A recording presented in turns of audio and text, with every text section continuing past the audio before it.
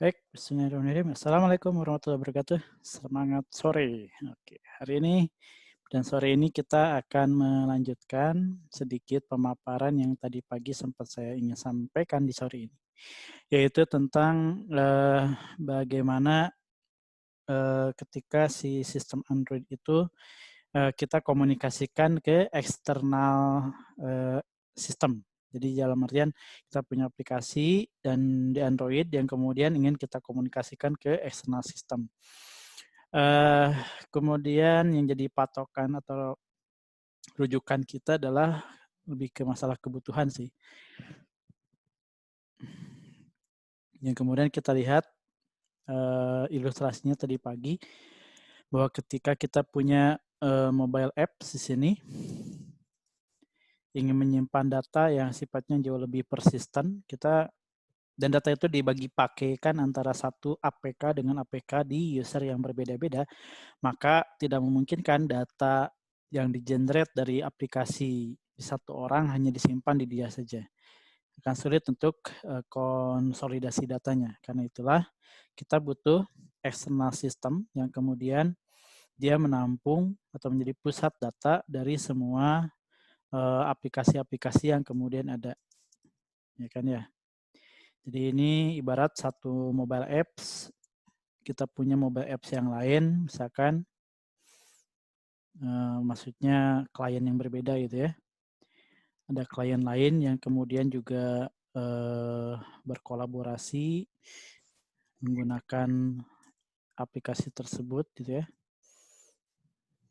Si B gitu ya, misalkan ini mobile app-nya si A gitu kan.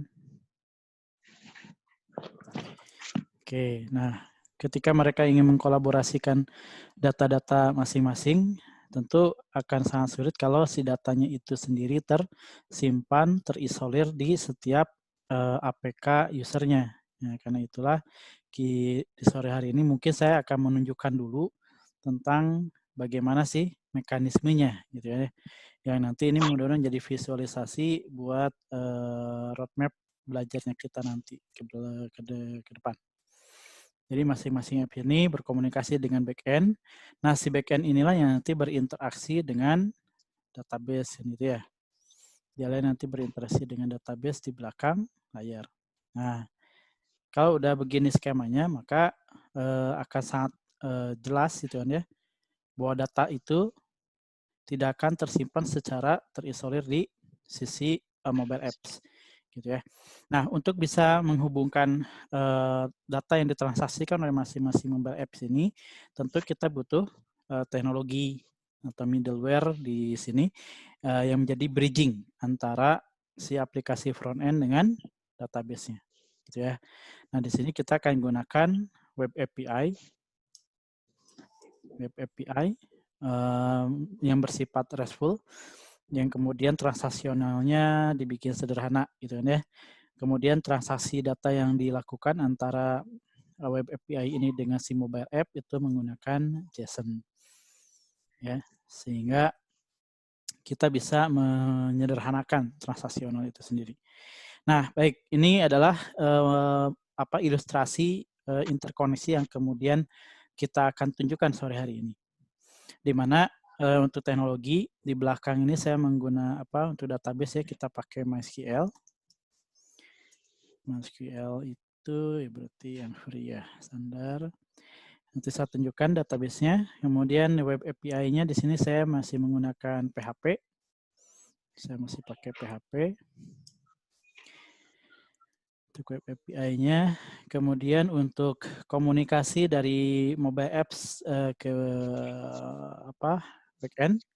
Di sini saya sudah menambahkan library retrofit ya untuk mengakomodir komunikasi dengan si backend-nya.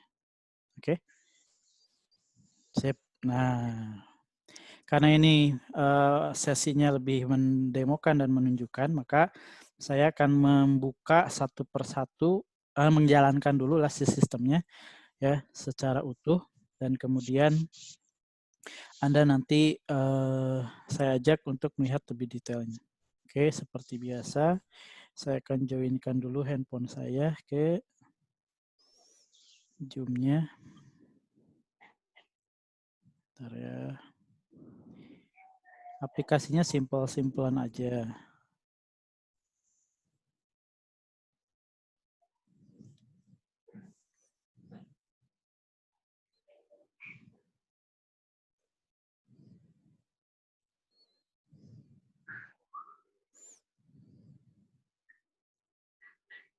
Oke. Sip. Oke, sekarang saya akan lemparkan hostnya.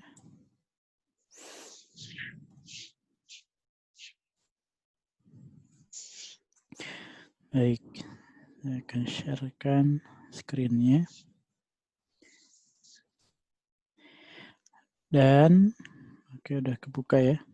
Dan saya akan running sebuah project. Kemudian ini jalan. Ya, install. Projectnya namanya apa ya? Ini teh Hello World ya, nggak salah. Oke, Hello World standar ya. Cuman di sini ada satu tampilan, satu front end yang dibikin sederhana, di mana ini sudah terkoneksi dengan si sistem database yang ada di laptop. Jadi saya akan masukkan data dan di sini ada logic tentang masalah umur.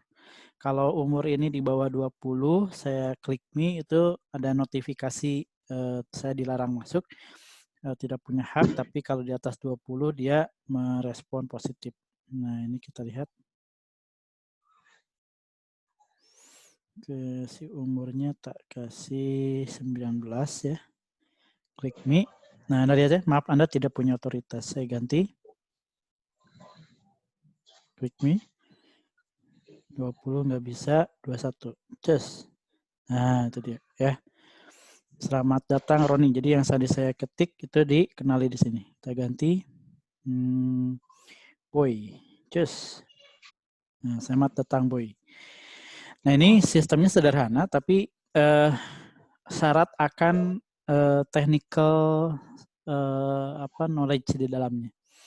Mari kita bongkar dulu, kita mulai dengan sisi back end-nya dulu lah ya, yang kemudian tidak terlalu sulit. Saya akan kembalikan hostnya ke si laptop. Kita akan mulai. Jadi nanti Anda akan punya gambaran bahwa untuk membangun sistem mobile yang sudah terintegrasi, effortnya tidak sederhana gitu kan ya, karena banyak hal yang harus disiapkan gitu ya. Baik, kita akan rujuk dulu. Di sini saya ingin tunjukkan terlebih dahulu bahwa ada proses akses dari handphone saya ke si laptop dengan mereferensi ke web server yang kemudian ditembak berdasarkan alamat IP laptop saya. Dan laptop saya punya IP ini karena tethering ya. Jadi cukup tethering atau hubungkan laptop dan handphone ke WiFi ya. Ini port yang saya pakai. Nah, ada sebuah aplikasi namanya My Hello Notif. Nanti kita lihat ini di htdoc-nya bernama ini. Kemudian ada directory API dan kemudian di bawahnya ada informasi tentang beberapa URL yang bisa diakses. Jadi kalau Anda perhatikan di sini ada get, berarti dia menggunakan metode get untuk mengambil data ke URL get data notifikasi. Ya, ada juga login verification dan sebagainya. Nah, mari kita lihat. Dan karena tadi saya ingin ajak Anda ke webnya dulu, kita akan lihat script daripada My Hello Notif ini. Oke, kita cek dulu. Saya tunjukkan. Itu ada di sini. Di XMPP3 kalau saya. Kemudian kita cari My Hello Notif. Nah, ini dia ya. Oke, My Hello Notif. Ada API. Nah, karena ini simpelan saja, maka satu URL API saya fasilitasi dengan satu buah file PHP. Ya. Nah, kita akan buka project ini atau directory daripada si websitenya di Sublime. Saya udah buka kalau nggak salah tadi ini ya, tak tunjukkan. Sebentar ya.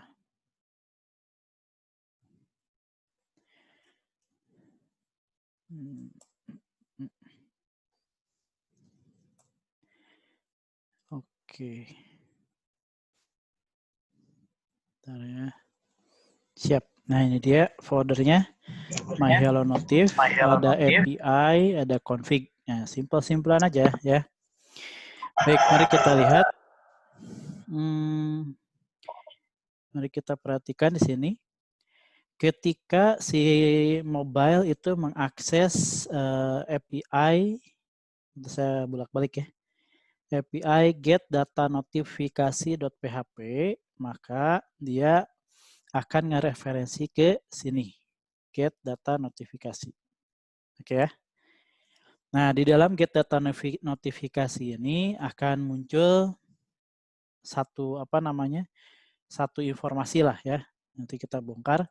Yang si informasi ini datangnya dari akses ke database. Jadi ada sebuah table di database yang sudah saya siapkan. Nama tabelnya notifikasi, ceritanya tuh gitu ya. Yang kemudian tabel ini tersimpan, nah kita buka file config db.php-nya, tersimpan di database dengan nama myhellonotifdb. Oke.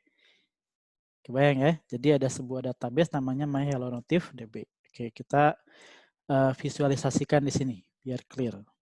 Jadi database saya ini bernama myhellonotifdb. Ya.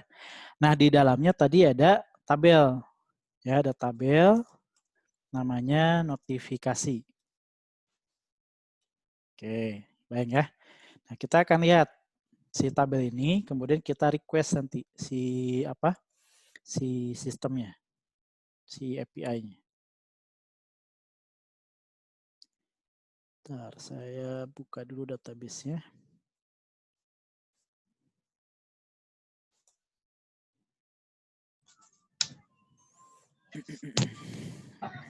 Bentar ya. Saya buka dulu, nanti saya share-kan si screen-nya.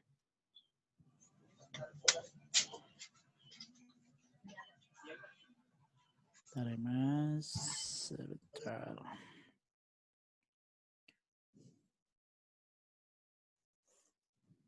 Ini kenapa ya?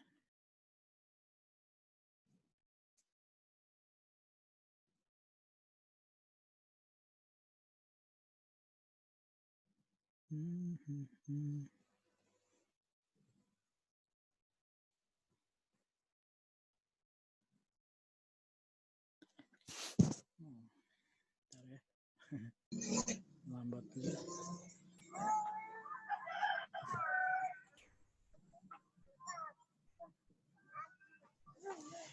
PHP admin. Oke, sip. Oke, kita saya share-kan, udah kebuka. Tadi ada nge-lag. Baik, ini dia database-nya myhellonotifdb, ya kan? Kemudian tadi saya tunjukkan ada tabel notifikasi. Nah, ada satu record sederhana, yaitu ini. Ini data lama ternyata. Judul berita terkini, pesan ada kondisi darurat. Nah, artinya kita coba ya lakukan akses ke link get data notifikasi ini dengan profile koneksinya yang tadi localhost. Nah, localhost ini tentu ini adalah di laptop. Jadi tadi Kang Usman nanyain tentang localhost ini. Ini localhost ini di laptop. Jadi web server kita dihidupkan. Oke, kemudian website kita yang namanya myhellonotif diakses gitu ya. Nah, komunikasi localhost itu adalah di sini. Di antara web API dengan database. Nah, ini localhost di sini. Dan itulah sempit, saya tarik garis ke atas. Nah, disinilah akses localhost yang dimaksud tadi, gitu ya. Oke, jadi bukan dari si Android ke database ya. Kalau dari Android database dalam konteks yang saya ini itu terdefinisi di project Android-nya ke sini nih. Nah, jadi ini base URL-nya nih. Nah, kurang kelihatan, saya tunjukkan ya. Nah, ini dia. Oke, nah ini dia. Jadi dari mobile apps ke database itu nggak langsung. Mobile app akses dulu ke sini, ya. Misalkan tadi kita punya get notifikasi ya, get notifikasi.php, gitu kan ya. Dia request ke sini, kemudian dihandle oleh PHP di sini. Nah, PHP-nya karena didesain dia untuk ngambil data ke database, nah dia bangun koneksi ke database melalui localhost, gitu ya. Oke, jadi akhirnya skemanya demikian. Oke, nah sekarang kita akan melakukan akses ke get data notifikasi ini. Scriptnya nanti kita bongkar, tapi kita tunjukkan dulu. Saat kita akses ke situ, ini saya sudah punya ya. Nah ini ya, my hello notif /API set get data notifikasi. Oke, ketika ini diakses, maka keluarlah sebuah informasi seperti ini. Ya, kita coba analisa pakai jalur Chrome developer-nya. Kita inspect. Nah ini dia, ada akses ke get data notifikasi. Ini saya tekan F12 tahu kan ya. Nah result-nya kelihatan di sini. Nah, secara lebih enak view-nya. Dia menunjukkan ada ID 1, berarti parameter ini ya. Di sini ada key ID, ada key judul, key pesan, key tanggal. Jadi apa yang terjadi di sini adalah dia nge-request data ke database, ya kan ya, dengan tabel notifikasi, dia get all kolom. Kemudian dieksekusi, ya kan ya, pakai MySQL Fast ASOC. Kemudian datanya itu dibaca satu persatu, $row ID, $row tanggal, judul, pesan. Kemudian di sini saya sudah siapkan sebuah kelas model namanya notifikasi. Oke, di mana model kelas notifikasi ini saya definisikan kosongan di atas. Oke. Namun ketika itu di create saya punya definisi array untuk masing-masing elemennya. Jadi saya bungkus dalam format objek. Oke, dia punya parameter key ID, tanggal, judul, dan pesan. Ya, kemudian setelah terbentuk objek notifikasinya, saya encapsulate itu di dalam sebuah array. Oke, di sini saya bikin .arr, $arr. Oke, dan kemudian data dari objek notifikasi itu sudah di-push ke sini.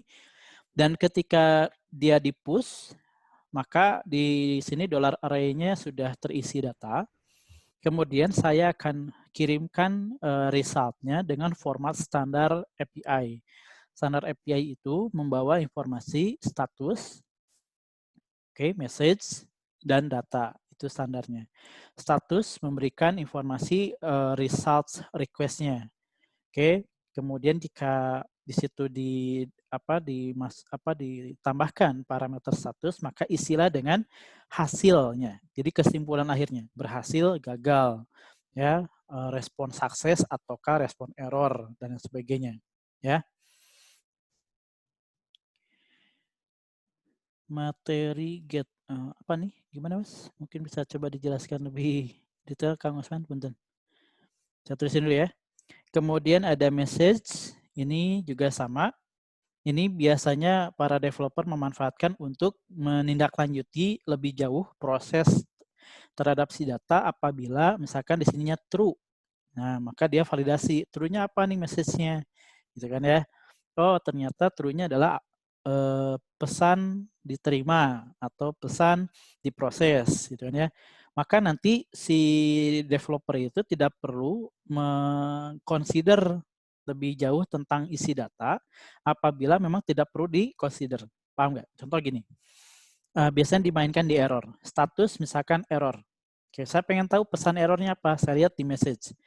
Ketika dia sebutkan no authorized access, oh berarti ini masalah akses ya.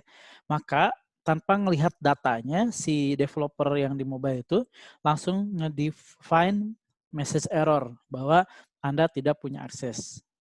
Walaupun ada detail datanya, dia tidak akan tampilkan gitu. Cukup sampai ke level message saja. Gitu maksudnya ya. Oke, kemudian ini ditempelkan ke si data. Nah, dari ini semua kita punya sebuah variabel array lagi namanya out. Oke, mengandung 3 key. Dan kemudian si out-nya ini di-encapsulate menggunakan JSON encode. Maka ini sudah terkondisikan dia sebagai struktur data JSON, ada array, ada objek dan sebagainya, kemudian di echo. Sehingga ketika itu di echo, hasilnya seperti inilah gitu kan ya. Kita punya yang namanya ini dia, kita punya yang namanya sebuah rangkaian array, tiga parameter, ada data, message, dan status. Nah, si datanya sendiri mengandung objek tadi kan, yaitu objek notifikasi. Nah, di dalam JSON untuk objek itu ditandai dengan ada kurung siku. Kemudian, jika objek itu punya lagi parameter array, maka kemudian di dalamnya dia, maaf, ini array ya. Kemudian dia menunjukkan ada parameter objeknya, di dalamnya ada parameter ID, tanggal, judul, dan seterusnya. Ini ya, yang kemudian value-nya dia dapatkan dari database. Oke ya.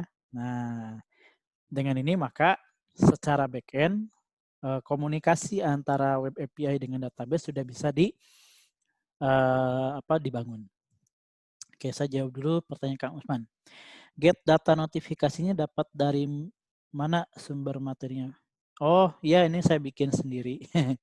Malumlah iseng-iseng lagi nganggur gitu ya. Saya bikin. Kemudian sederhana sekali, hanya untuk menunjukkan gimana sih dulu tuh saya kepikiran gini pas lagi mau membuat materi tentang API ya. Kalau ngereferensi keluar memang banyak, tapi saya pengen menyederhanakan lah ibaratnya ya, menyederhanakan model aksesnya. Jadi saya ingin nunjukin sebetulnya bahwa untuk membuat API di sisi backend ini ternyata komponennya tidak terlalu banyak. Jadi ada minimum komponen yang harus terpenuhi. Yang kalau minimumnya ini sudah terpenuhi, maka itu sudah cukup gitu untuk kita bisa membuat web API. Kita bisa simpulkan sekarang. Berarti untuk komponen si web API itu, ya kalau kita lihat komponennya, pertama berarti kita harus punya database kan ya. Oke, database tentu dengan table-table yang dibutuhkan kan. Kemudian ini di sisi DB ya. Jadi ada database. Oke, kemudian di sisi webnya kita punya koneksi ya, komponen koneksi ke DB, ya kan ya. Kemudian query ke DB, ini kan standar ya. Nggak pakai API juga kan pasti harus ada ya. Nah, tetapi yang menarik itu adalah ketika kita menstrukturkan respon dari DB-nya. Jadi buat struktur JSON gitu kan ya untuk mengemas respon dari hasil query. Ya kan ya. Nah, ini poinnya. Oke. Nah, yang manakah itu? Yang poin ketiga itu ya ini. Dari mulai sini nih. Ya kan? Dari mulai bikin kelas untuk ya kita punya objek. Kemudian nge-fetching, nge-push ke array, definisikan struktur hierarki atasnya, yaitu ada status message data, kemudian JSON encode. Ya kan ya? Jadi untuk yang poin terakhir ini juga ada bisa dibilang ada tahapannya ya. Nah, ini kalau kita lihat dari mulai create class, oke, untuk representasi datanya, kemudian fetching data dari query, kemudian kayak gitu udah di fetching, enkapsulasi si data ke objek, bukan encapsulate lah ya, lebih tepatnya insertkan data ke objek, hasil fetching ya. Kemudian struktur respon. Siapa itu? Struktur respon API-nya. Yang tadi kita lihat ada beberapa ya.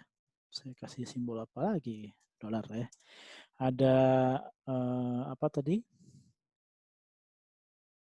Kalau di saya itu ada status, message, dan data ya. Status, kemudian ada message. Ini bahasa Indonesia juga nggak masalah ya, data. Oke. Kemudian setelah itu JSON encode ya. Itu untuk mengemas array yang sudah dibuat. Nah, ini minimum komponen yang kemudian saya coba formulasikan harus ada nih di web API. Lebih dari ini tentu lebih bagus ya, lebih clear. Oke.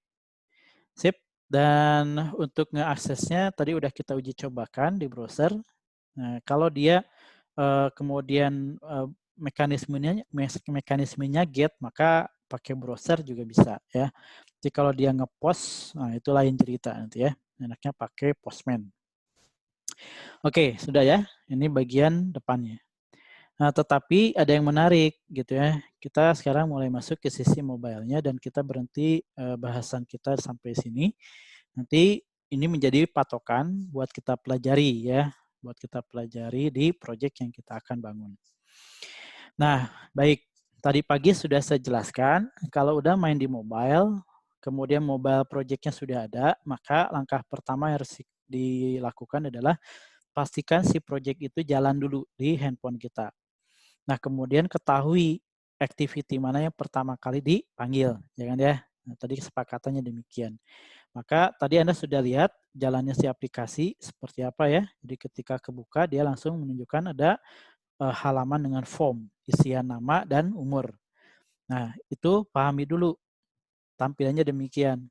Nah, secara codingan kita bisa langsung pergi ke Android Manifest untuk mengetahui file pertama yang dibuka berdasarkan informasi di sini ya.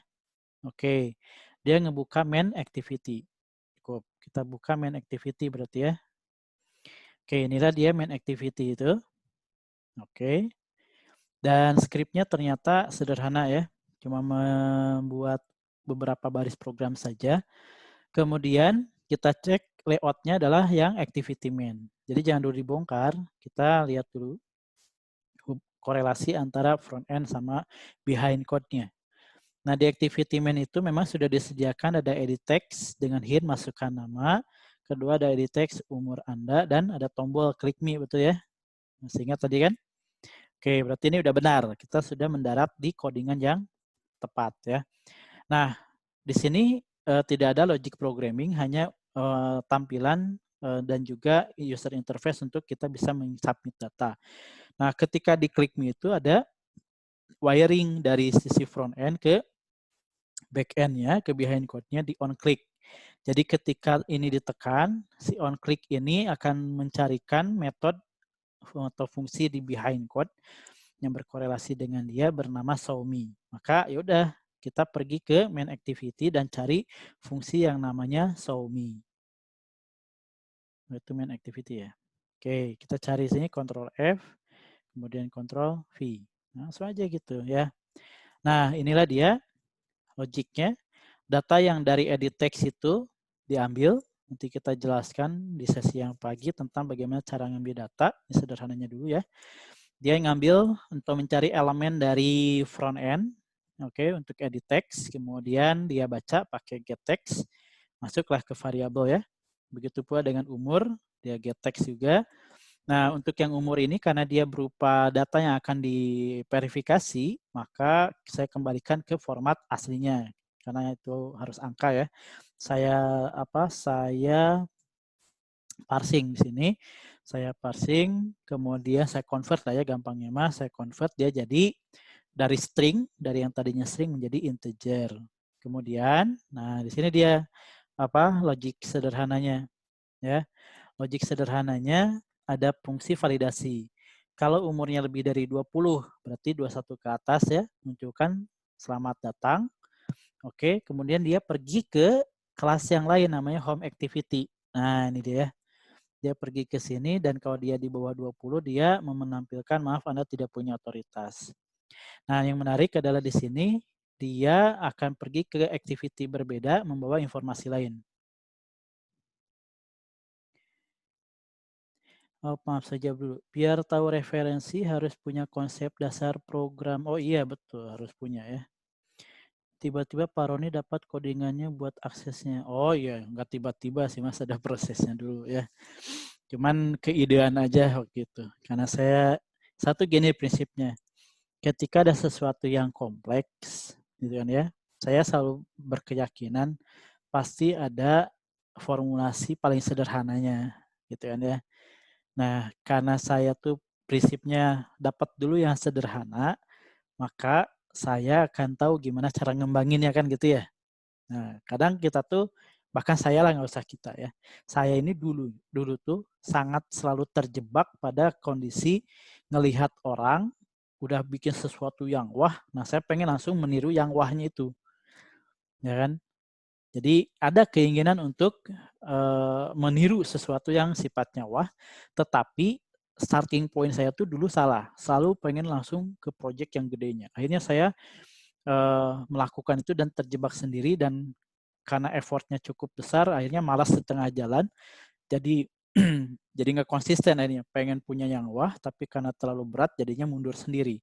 Nah, saya sejak itu saya menyadari itu nggak efisien.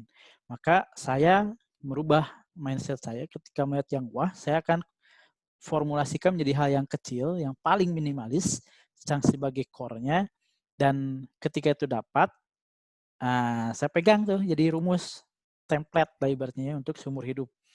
Jadi kalau saya mau ngembangin tuh saya punya template dasarnya, template ini yang nanti saya kembangkan untuk apapun. Gitu ya. Mudah-mudahan teman-teman juga demikian karena kecenderungan kita tuh kayak saya di awal ya. Wah, aplikasi bagus bikin e-commerce gitu ya. Wah, pengen bikin gitu kan ya. Sementara pas dipikir-pikir bagus, tapi pas di dalam-dalemin, wih horor. Nah, ini mundur duluan. Ya. Yuk kita lihat sekarang. Di sini ada proses memanggil activity lain. Ciri di dalam Android kalau dia manggil activity lain ada yang namanya intent. Ya. Ini adalah satu komponen di Android untuk menghubungkan satu halaman ke halaman lain. Gampangnya demikian. Nah, untuk mengetahui halaman apa yang dipanggil, lihat di parameter kedua ada home activity.class. Berarti dia pergi ke sini. Dan home activity ini di bagian baris atasnya dia berkorelasi dengan activity home. Oke. Dia berrelasi dengan si activity home. Dia kemudian pergi ke sini. Nah, ini ya. Nah, disinilah kemudian dia akan bermain. Gitu ya. Nah, yang menariknya nanti adalah kita sudah menyiapkan hal yang cukup unik, yaitu untuk kebutuhan notifikasi. Untuk notifikasi itu kita coba cek dulu ya.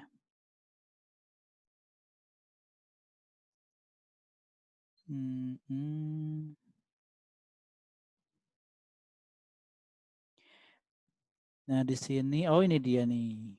Nah, nanti untuk menghubungkan kita dengan si notifikasi itu ada di sini. Jadi kita siapkan model notifikasi yang strukturnya sama dengan yang struktur di bagian back-end, gitu kan ya. Yang kemudian menariknya itu adalah ketika kita bermain dengan notifikasi, ada yang cukup unik, yaitu di sini ada teknologi tambahan. Teknologi tambahannya itu namanya si si retrofit yang kemudian saya pakai. Nah, inilah yang nanti berinteraksi dengan si backend, oke, di mana si retrofit ini dia menyederhanakan proses request and response, handling request and response antara si Android dengan si backend-nya. Nah, jika diperhatikan di sini Syarat sebuah komponen retrofit mau dipakai itu ada beberapa. Yang pertama adalah ada integrasi library-nya. Karena library retrofit ini bukanlah bawaan Android, maka harus kita get, harus kita integrasikan. Nah, catatannya kalau ada library eksternal mau diintegrasikan, maka Anda deklarasikan ya library tersebut di Gradle. Oh, udah mau habis lagi ya, nggak kerasa. Oh iya, udah mau maghrib ya. Nah, di Gradle inilah kemudian saya daftarkan retrofit saya. Ya. Nah, ini kita jelaskan nanti ya. Kemudian setelah itu didaftarkan, poin berikutnya lagi adalah kita kemudian bikin akses request ke retrofitnya. Untuk apa? Nah, ini dia poinnya. Untuk kita bisa dengan leluasa mendefine akses dengan metode-metode yang beragam. Jadi kalau kita get, tinggal gunakan @get, selesai. Tinggal panggil kemudian URL endpoint-nya. Oke, kemudian saya punya fungsi ngeposting. Ngepost berarti saya tinggal definisikan @post gitu kan ya. Nah, di dalamnya saya definisikan data parameter yang akan saya kirimkan. Paham ya? Nah, jadi ketika ini sudah disiapkan, maka saya tinggal consume nanti di bagian codingan utama gitu ya untuk melakukan transaksional request and response dengan si backend yang IP-nya ada di sini. Gitu ya. Oke, nah tentang ini semua tentu ini akan jadi bahasan panjang walaupun sederhana. Nah, tapi ya bahasan panjang ini akan dengan sendirinya pelan-pelan kita kaji bareng-bareng dan ini memang butuh konsistensi kontinuitas pembelajaran. Maka itu kelas yang saya buka itu saya kondisikan biar tidak terputus-putus baik dari saya gitu ini, maka kemarin saya vakumkan dulu karena saya ngukur jadwal saya yang agak crowded kemarin. Nah, setelah saya lewati masa itu ya saya buka lagi kelas dan insya Allah kita akan lakukan setiap pekan di akhir pekan untuk membahas ini. Insya Allah besok pun mungkin kita akan mulai menggarap ini ya. Oke, seperti itu kurang lebihnya ya. Jadi bismillah, bagi yang baru bermain di sini pelan-pelan kita akan coba garap itu semua ya. Oke, mungkin itu dulu pemaparan garis besar tentang bahasan kita ke depan. Mudah-mudahan ini akan jadi visualisasi buat rekan-rekan untuk bisa menseriusi lah ya pemrograman mobile ini. Nah, saran saya buat teman-teman yang masih baru tetap bertahan ya, ikuti saja dulu. Mungkin akan banyak kekagetan yang ditemukan, ikuti saja ya. Ketika saya bilang copy paste ini saja, ya udah copy paste gitu kan ya. Nah, nanti Anda mainkan ya. Nanti Anda mainkan, nanti sambil jalan kita dalami lagi lebih jauh. Kang Faiz Afahrizal, ya di-record. Di-record ya. Bentar. Ya, masih ke-record. 7 menit lagi tuh. Ya. Oke, jadi nanti saya akan kirimkan videonya dan siap-siap ya besok kita sepertinya akan mulai masuk ke bahasan yang ini ya. Oke, jadi siapkan semuanya. Baik, saya tutup dulu. Terima kasih atas partisipasi sore ini buat teman-teman ya.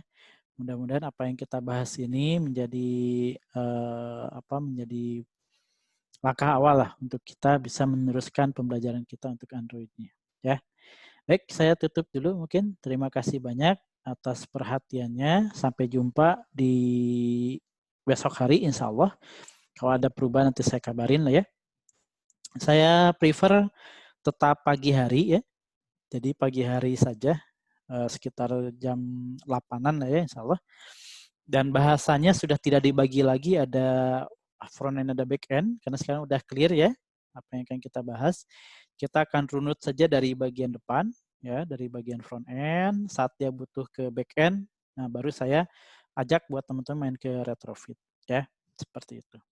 Insya Allah jam 8 ya. Kalau ada perubahan nanti saya kabari. Baik, mungkin itu saja. Siap. Terima kasih banyak ya. Saya tutup dulu. Assalamualaikum warahmatullahi wabarakatuh.